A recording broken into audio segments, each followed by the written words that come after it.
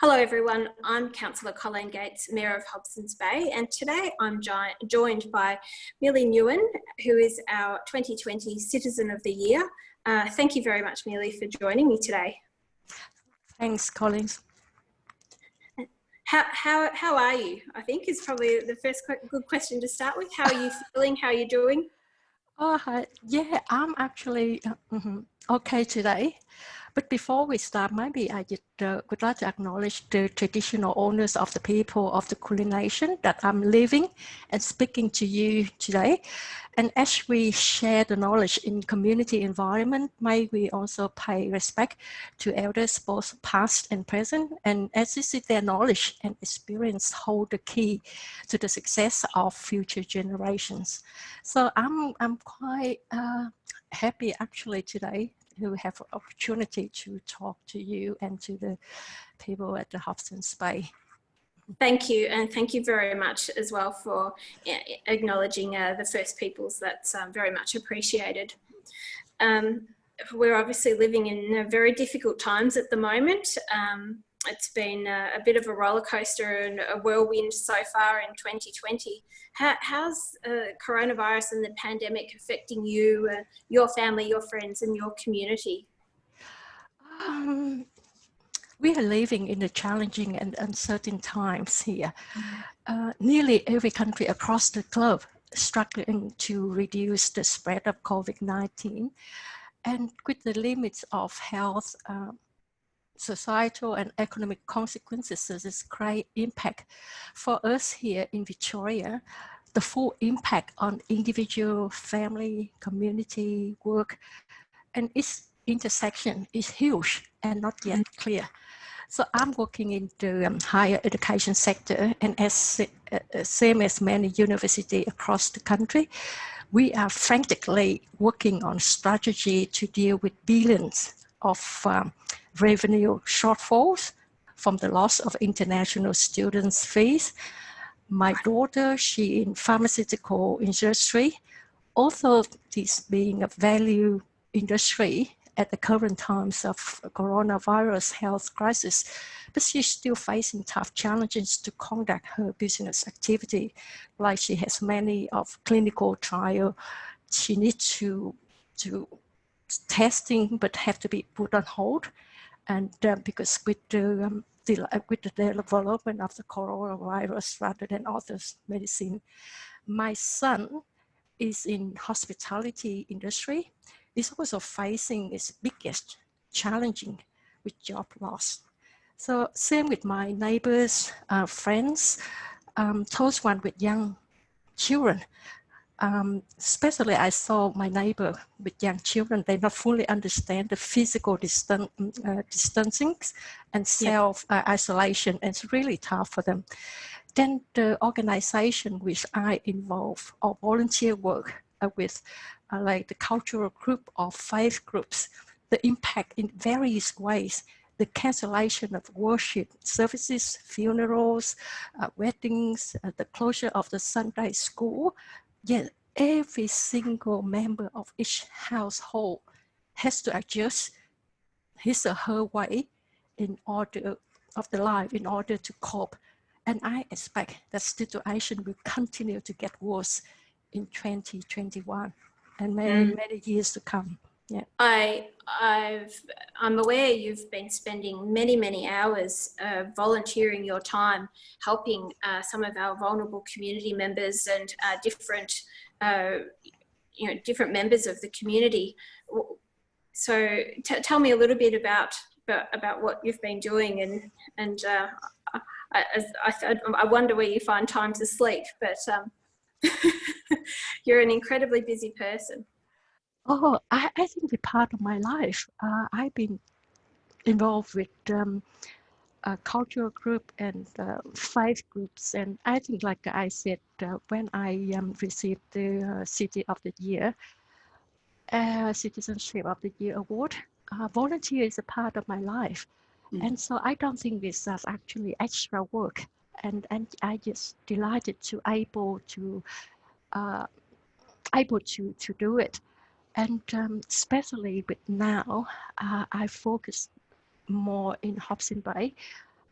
Because I believe in few years back when I read the Vic Health survey that Hobsons Bay residents gave their general well-being an average score of 76.6 out of 100.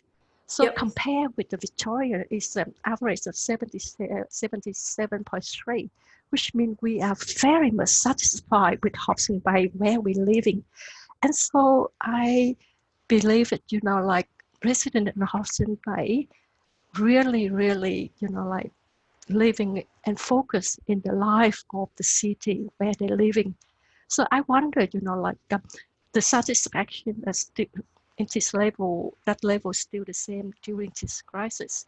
So like I would like to be maintain, do a little bit of my part to maintain that general well-being to the residents of Hobsons Yeah. Bay. It is a challenging time because people's stress levels are high, and so there can be sort of more feelings of negativity and I guess anxiety as well from people. And certainly we're hearing mental health is a significant issue. Not everyone can sort of cope or finds it easy to manage being sort of housebound and not being able to move about as freely as what you have in the past. But that's probably counteracted in some respects by there's been a new discovery of our open spaces and our coastline and various parks and walking and shared trails. But maybe you have some insights around, mental health and people's sort of well-being and in regards to what you were just saying about trying to help create some positivity. Yeah, people I have talked to, many still feeling afraid, worried, and overwhelmed with situation. But and especially when people they don't do much physical activity, with lack of sleep, and they are try to turn to food or alcohol as a comfort. And in the absence of the healthy distraction, unhealthy distraction can cause long-term damage. And one of the area I noticed impact most is what I call multi-generational living arrangement rising in the community because and that impact greatly in mental health and well-being. Some of the household I know of which 3 generations live together under one roof now, and they feel trapped physical and mentally in this arrangement and leading to family breakdowns. Some families, in other hands, they love that multi-generational living situation because grandparents can help the young ones and household chore and helping with financial hardship. So so it's very, very different way that affect health and well-being. Yeah, no one size fits all. Yeah. Now, something else I'm aware of, the Vietnamese Association of Hobsons Bay have been beavering away very quietly in the background, making cloth masks, I believe in the order of 4,000. Can you tell me a little bit about that project, where those cloth masks, who you've made them for, and how the idea came about? It starts at the end of March, if I remember correctly. That was the time Hobsons Bay has had Facebook launch, calling for all residents and business to send the message of possibility, community spirit, something there. And on the next day, I post a short message mentioning the importance of quiet kindness that can bolster well-being during the lockdown. And many of my members, while at home, have reflected that message and expressed the way how they deliver that message, that kindness. And my approach to them was home sewn mask and could be an act of kindness. And if we can make them and donate them to the community health center, community education center, art center, faith group, or whatever. And if we could do it quietly, and that will actually keeping our spirit. And the first lot of 1,500 masks finished in May, distributed to Hobsons Bay local community center, local businesses, and local faith groups. Then another 1,500 were made and donated to community group and faith group across western suburbs and eastern suburbs, not yet only us.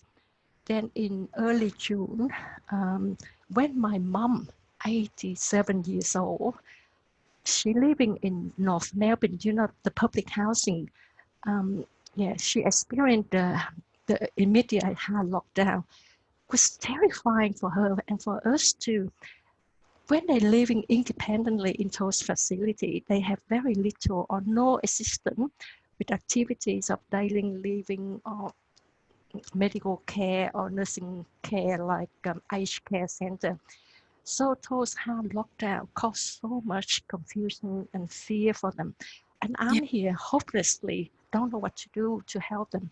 And last week, when the council people, I think like Jan and Tracy, approached me about the support, how to support the vulnerable groups in Hobsons Bay, I can't think of anything acting out and offer mask making, especially for the group, the resident in Floyd Lodge, Nelson Hayes, because I believe they can be the same situation at North Melbourne public housing, and when I approached to my members, and we know we have to do it immediately because that somehow we got the feeling they need it. So for 2 days, almost 2 days, last weekend, we're able to produce another 1,000.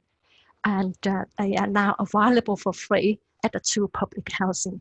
So total 4,000 masks that member of the Vietnamese Association in Hobsons Bay have been offered free to the community center, faith group, and local residents.